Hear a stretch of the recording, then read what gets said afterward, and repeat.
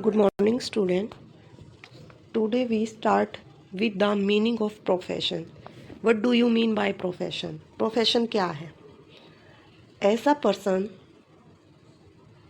who have acquired specialized knowledge which is used either in instructing, guiding or advising others. कोई भी ऐसा बंदा जिसको किसी चीज़ के बारे में स्पेशलाइज्ड नॉलेज है, for example doctor, lawyer, they have specialised knowledge in their field. Lawyer किसी को एडवाइस देता है, डॉक्टर किसी का इलाज कर रहा है, पेशेंट का इलाज कर रहा है. कब कर पा रहा है वो इलाज? जब उसको उस चीज़ के बारे में नॉलेज है. प्रोफेशन क्या है? It is the existence of a body of specialized knowledge and techniques. It is a formulized method of acquiring training and experience. The formation of ethical code for the guidance of conduct. According to Webster Dictionary, profession is that occupation in which one process to have acquired specialized knowledge which is used either in instructing, guiding or advising others. ये तो हमने discuss कर ही लिया कि उसके पास special knowledge है, skill है, which is used for serve various section of the society. Now we discuss in details characteristics of profession. First point में कहा body of specialized knowledge and techniques. The first important features of a profession is that a professional should have specialized knowledge and technical skill. एक ordinary man कोई भी profession carry नहीं कर सकता जब तक उसको किसी के बारे में कोई स्पेशल नॉलेज नहीं है. The occupation of an ordinary individual can not be called a profession. कोई बंदा किसी के अंडर काम कर रहा है, वो काम कर रहा है क्योंकि उसने कुछ सीखा हुआ है. लेकिन डॉक्टर अगर नर्स को इंस्ट्रक्ट कर रहा है तो डॉक्टर सुपीरियर पर्सन हुआ, तो क्या कहा गया? प्रोफेशन क्या है? जैसे कोई डॉक्टर किसी हॉस्पिटल में जाके जॉब कर रहा है, वहाँ पर पेशेंट को चेक भी कर रहा है, सेम वही काम कर रहा है, बट वहाँ पर वो किससे रिलेटेड हुआ? एम्प्लॉयमेंट से. अगर वही डॉक्टर अपना खुद का हॉस्पिटल चला के वो कैरी फॉरवर्ड कर रहा है अपने काम को, वहाँ पर पेशेंट चेक करा, तो वो उसका क्या हुआ? Profession. Second point is formulized method of acquiring training and experience. There should always be a provision for training and experience in a profession. It means only that human activity can be called a profession, the knowledge of which is imparted by some institution. Profession में क्या कहा गया कि एक बंदा तभी professionalism में आ सकता है जब उसने ट्रेनिंग की है, कुछ एक्सपीरियंस गेन किया है. जो ह्यूमन बीइंग है उसको नॉलेज अपने प्रोफेशन से रिलेटेड कब होगी? जब उसने किसी इंस्टीट्यूशन में ट्रेनिंग की है, वहाँ से एक्सपीरियंस गेन किया है. Next point is establishment of representative professional association.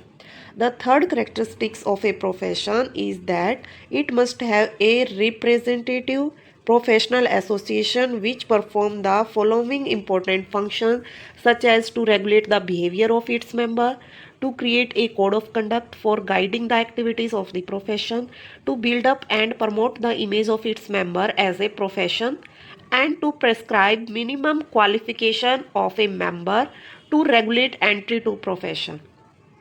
In India, representative professional association with regard to some profession have already been established. जैसे बार council of India for lawyer. एक lawyer बनने के लिए क्या होना चाहिए? इस एसोसिएशन से उसको सर्टिफिकेट मिलना होना चाहिए. Bar council of India for lawyer, medical council of India for doctors, institute of chartered accountant for chartered accountant. 3 association बनाई हुई हैं. बार council of India for lawyer, medical council of India for doctor, institute of chartered accountant for chartered accountant. CA के लिए क्या होना चाहिए? ICAI. CA के द्वारा उसके पास सर्टिफिकेट होना चाहिए. डॉक्टर के पास मेडिकल काउंसिल ऑफ इंडिया का सर्टिफिकेट होना चाहिए. Bar council of India for lawyers. Next point is code of conduct. Member of a profession are bound to follow a code of conduct. जो professionalism का member है, चाहे वो doctor है, lawyer है, सीए है, उसको अपनी काउंसिल के अकॉर्डिंग, अपनी एसोसिएशन के अकॉर्डिंग कुछ कोड ऑफ कंडक्ट को फॉलो करना पड़ता है. अगर वो उन रूल्स और रेगुलेशन को फॉलो नहीं करता तो उसका जो सर्टिफिकेट है वो वैलिड नहीं माना जाएगा.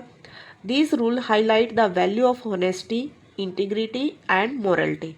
The code of conduct with respect to the profession like law, medical and CA. Next point is priority of service over economic consideration. Like all other business activities, adopting a profession is also a means of earning money, under which on the basis of a specialized knowledge, one gets some proper remuneration for service of society. That is why professionals are respected in society. For example, a doctor follow his profession for his living, but social service happen to be his chief objective. Priority क्या है professional की कि service provide करना over economic consideration. वो income तो वहाँ से कमा ही रहा है अपनी स्पेशलाइज्ड नॉलेज के थ्रू, बट उसके साथ साथ इनकम भी वहाँ से उसको हो रही है। चलिए next topic is employment. Employment का मीनिंग क्या है? जब कोई बंदा किसी दूसरे बंदे के लिए काम करता है और वहाँ से रेम्युनरेशन लेता है, remuneration in the form of wages and salary. The employer can be the government enterprise और एनी प्राइवेट एंटरप्राइज। एम्प्लॉयमेंट किससे रिलेटेड है? चाहे कोई भी पर्सन है, ह्यूमन बीइंग किसी गवर्नमेंट ऑफिस में काम करता है, गवर्नमेंट एंटरप्राइज में काम करता है या फिर प्राइवेट ऑर्गेनाइजेशन में काम करता है, उसके बदले उसको सैलरी मिले, वीकली वेजेस मिले, तो वो किसकी कैटेगरी के अंदर आएगा? एम्प्लॉयमेंट की कैटेगरी के अंदर। एम्प्लॉयमेंट में be on permanent basis, temporary और casual basis. Some of the example of employment are manager, labour, clerk and professional like doctor can also be recruited as an employee. If a doctor work in government hospital, then his activity will be called employment, but if he run his own hospital, it will be called profession. चलिए अब detail में employment के characteristic discuss करते हैं। Service to others. The first important features of employment is the service of others, कि दूसरों को service provide की जाती है एम्प्लॉयमेंट के अंदर। कि एक बंदा अपनी सर्विस दे रहा है किसी ऑफिस में, वहाँ पर वो काम कर रहा है और उसके बदले में रेम्युनरेशन ले रहा है। Personal service, an employ has to provide service himself, in other words he can not get service from somebody less in his place. Agreement, employment is obtained under a special contract. The basis of employment, permanent, temporary or casual, is entered in the contract. The basis of remuneration in the form of salary, commission, fees is also in written form in contract. जब agreement की बात आती है तो agreement किसके बीच बनेगा? Employees और employer के बीच। एम्प्लॉयर कौन? जो ह्यूमन बीइंग को जॉब दे रहा है। एम्प्लॉयज़ कौन? जो एम्प्लॉयर के लिए काम कर रहा है। तो इन दोनों के बीच में एग्रीमेंट बनता है। एग्रीमेंट में क्या क्या मेंशन होता है? एम्प्लॉयज़ के बारे में डिटेल, एम्प्लॉयर के बारे में डिटेल, एम्प्लॉयर उसको कितनी सैलरी देगा, कितने घंटे उसको काम करना पड़ेगा। ठीक है। Next point is servant. An employ is a servant of his master and act according to his order. जो एम्प्लॉयज़ किसी ऑफिस में काम कर रहा है वो किसके अकॉर्डिंग काम करेगा? अपने मास्टर के अकॉर्डिंग, अपने हेड के अकॉर्डिंग, जो भी उसको काम दिया जाएगा। Next point is no need of capital. There is no need of capital in employment. In other words we can say that capital is that of the master and not that of the employees. Next point is no risk. The inherent risk in the job is that of the master and not of the employees. Means अगर कोई नुकसान भी हो जाए office में तो वहाँ पर उस नुकसान की रिस्पॉन्सिबिलिटी किसकी होगी? मास्टर की, एम्प्लॉयर की, rather than of the employees. Employees किसी चीज़ के लिए लायबल नहीं होगा, वहाँ पर सारी की सारी रिस्पॉन्सिबिलिटी किसकी मानी जाएगी? एम्प्लॉयर की। एम्प्लॉय बस अपनी अकाउंटेबिलिटी, रिस्पॉन्सिबिलिटी के लिए लायबल होगा जो उसको सौंपी गई है उसके मास्टर के द्वारा। Next, nature of employer. Employer का नेचर क्या है यहाँ पर? एम्प्लॉयर कोई भी हो सकता है, गवर्नमेंट हो सकती है, गवर्नमेंट एंटरप्राइज हो सकता है, प्राइवेट ऑर्गेनाइजेशन हो सकती है। ठीक है। Next is difference between business, profession and employment. यहाँ पर कुछ बेसिस मेंशन किए गए हैं जिनके बेसिस पर हम करेक्टराइज कर सकते हैं बिजनेस क्या है, प्रोफेशन क्या है, एम्प्लॉयमेंट क्या है। Mode of establishment. Business establish करने के लिए क्या होना चाहिए, एंटरप्रेन्योर का डिसीजन होना चाहिए, कुछ फॉर्मेलिटीज़ होती हैं जो नेसेसरी है एक बिजनेस को एस्टेब्लिश करने के लिए। बट अगर हम बात करें प्रोफेशन की, membership of a professional body and certificate of practice, जैसे हमने बात की थी बार council of India for lawyer, medical council of India for doctors, institute of chartered accountant for CA. Employment के लिए क्या होना चाहिए, एम्प्लॉयमेंट लेटर होना चाहिए, सर्विस एग्रीमेंट होना चाहिए। Second point is nature of basis, provision of goods and services to the public. Business का मेन काम क्या है, गुड्स एंड सर्विसेज प्रोवाइड करना पब्लिक को। प्रोफेशन क्या है, rendering of personalized expert service. Employment का क्या काम है, performing work as per contract और rules of service. Qualification, there is no need of minimum qualifications is necessary in case of business.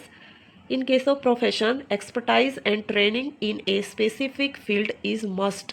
Profession के लिए क्या होना चाहिए, किसी स्पेसिफिक फील्ड के लिए एक्सपर्टाइज होनी चाहिए। डॉक्टर के लिए डॉक्टर की डिग्री होनी चाहिए, लॉयर के लिए लॉयर की डिग्री होनी चाहिए। एम्प्लॉयमेंट के लिए मिनिमम क्वालिफिकेशन मेंशन होती हैं as per the need of the job. Reward और रिटर्न, बिजनेस का क्या काम है, प्रॉफिट अर्न करना। प्रोफेशनल के लिए क्या होता है, प्रोफेशनल फीस। एम्प्लॉयमेंट में सैलरी और वेजेस मिलती है। कैपिटल इन्वेस्टमेंट, कोई भी बिजनेस स्टार्ट करने के लिए कैपिटल इन्वेस्टमेंट की ज़रूरत होती है, रिक्वायरमेंट होती है। मिनिमम कैपिटल कितनी लगानी है, मैक्सिमम कितनी लगा सकते हैं। प्रोफेशनल के लिए limited capital needed for establishment. Employment के लिए no capital required, he received only salary और wages to their employer. Risk, profit are uncertain and irregular, risk is present. जब भी कोई बिजनेसमैन कोई बिजनेस स्टार्ट करता है तो वहाँ पर सर्टेनिटी बनी रहती है कि रिस्क भी हो सकता है और प्रॉफिट भी हो सकता है, क्योंकि future is uncertain. Profession, fee is generally regular and certain, some risk is may be. Employment, fixed and regular payment, no risk is hair.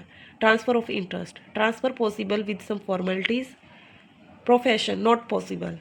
क्या एक डॉक्टर अपनी डॉक्टरशिप किसी को ट्रांसफ़र कर सकता है, नहीं कर सकता। जो उसको स्पेशलाइज्ड नॉलेज है बस वही उसको यूज कर सकता है। एम्प्लॉयमेंट नहीं ट्रांसफ़र कर सकते, एक बंदा अपनी जॉब को दूसरे बंदे को नहीं ट्रांसफ़र कर सकता। Code of conduct, in case of business no code of conduct is prescribed.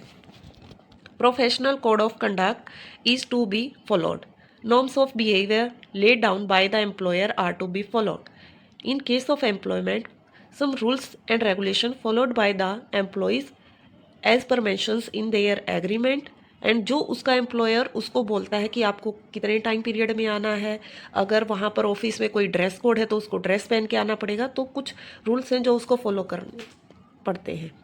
सो आज के लिए इतना ही। हमने आज डिस्कस किया meaning of profession, meaning of employment and difference between business, profession and employment. Thank you everyone. जो भी वीडियो को देखे प्लीज़ लाइक करें और सब्सक्राइब करें।